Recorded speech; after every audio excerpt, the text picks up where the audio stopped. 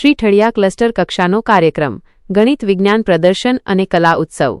આજે શ્રી ઠળિયા ક્લસ્ટર કક્ષાએ ગણિત અને વિજ્ઞાન પ્રદર્શન તેમજ કલા ઉત્સવનો સંયુક્ત કાર્યક્રમ સફળતાપૂર્વક ઉજવવામાં આવ્યો હતો। દીપ પ્રાગટ્ય અને મહાનુભાવોની હાજરી। કાર્યક્રમની શરૂઆત દીપ પ્રાગટ્ય દ્વારા કરવામાં આવી હતી।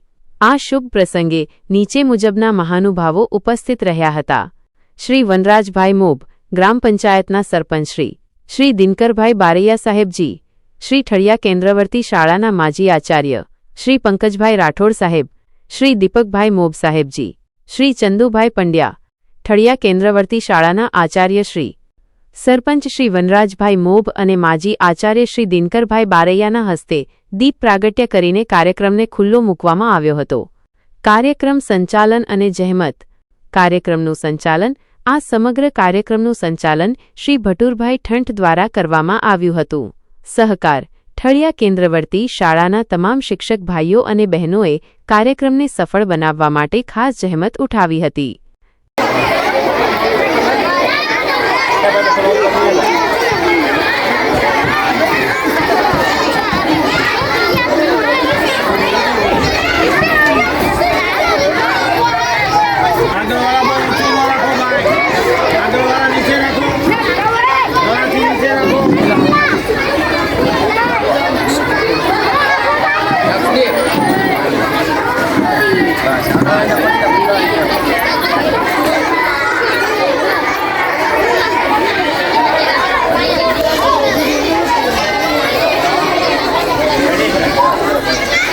પેટા શાળામાંથી પધારેલ તમામ આચાર્યગણ, ગુરુજનો તેમજ આપ સૌ ભૂલકાઓ, નાના બાળ વૈજ્ઞાનિકો અને કલાકારો, આજના દિવસમાં આપનું હાર્દિક સ્વાગત છે।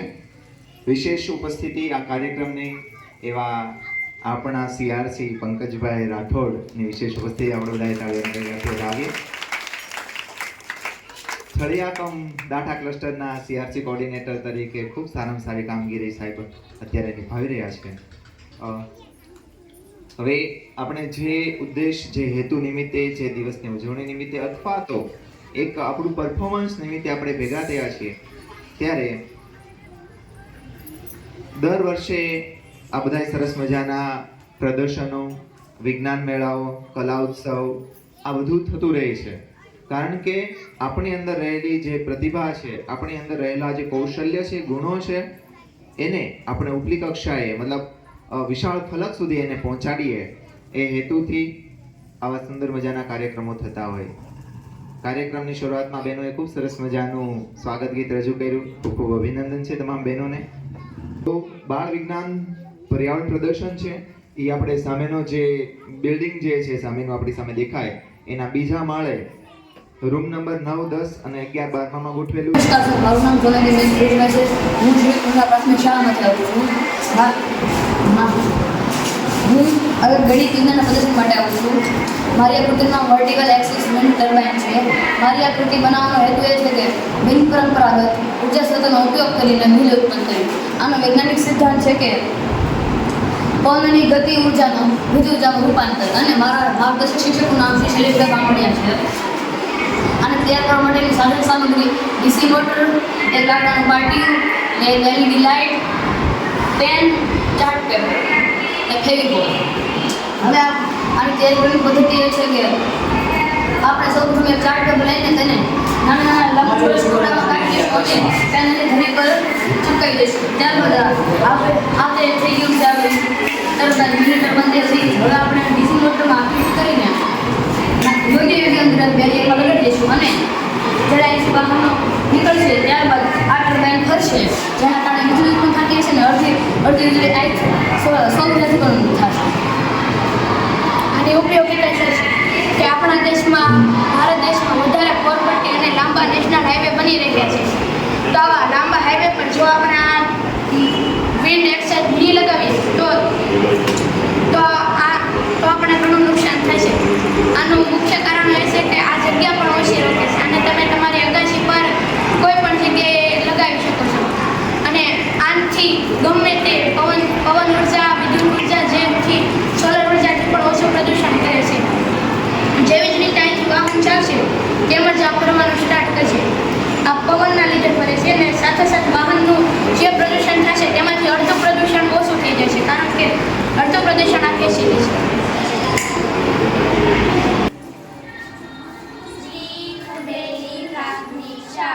હેતુ કચરો અને પ્લાસ્ટિક પ્રદૂષણને હરાવવા માટે RRR એટલે કે રિસાયકલ રીયુઝ રિડ્યુસનો ઉપયોગ થાય છે. સિદ્ધાર્થ સંસાધન સંરક્ષણ કચરાનું વ્યવસ્થાપન અને ઉર્જા કાર્યક્ષમતાના સિદ્ધાંત પર કાર્ય કરે છે.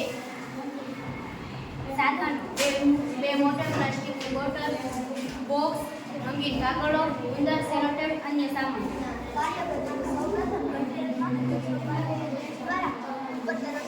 ત્યારબાદ ફ્લોટિંગ યુનિટ માટેનો તરતો કચરો અને તળિયે બેસતો કચરો અલગ પડે છે. ત્યારબાદ પરીક્ષણ ઓશનમાં તે સાફ થાય છે. ત્યારબાદ ટેરિંગ પંપ માટે તે પાણીનું શોષણ થાય છે. ત્યારબાદ સ્ક્રૂ કન્વેયરમાં તેના નાના ટુકડા થાય છે. ત્યારબાદ તે મેટ થઈ તેની રેસા બને છે. તેના દાણાદાર પ્લાસ્ટિક બને છે. પ્લાસ્ટિક મેટ થઈ બોટમાં રાખી હવા ભરવાથી બોટલ, ડબ્બા, બકેટ વગેરે મળી આવે છે. પૃથ્વી ઉપર ડગલાને પગલે પ્લાસ્ટિકનો ઉપયોગ વધી રહ્યો છે. તેને ઘટાડવા માટે રિસાયકલ કરવું જરૂરી છે. રિસાયકલ થાય તો પ્લાસ્ટિક ઉત્પાદન ઘટે અને રીયુઝ વધે.